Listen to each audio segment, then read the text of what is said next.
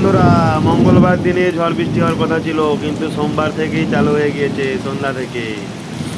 লাইটিংটা দেখো, লাইটিং প্রচন্ড পরিমাণে বজ্র বিদ্যুৎ হচ্ছে, দেখলাম। বজ্র বিদ্যুতের লাইটিংটা দেখো কিরকম, চারিদিক পুরো সাদা লাইটের মতো করে দিচ্ছে। দেখেছো দেখেছো? সবাই সাবধান থাকবে, এখন যতদিন ঝড় বৃষ্টি হবে এরকমই বজ্র বিদ্যুৎ পড়বে। কারেন্ট তো এমনিতেই নেই, তার উপরে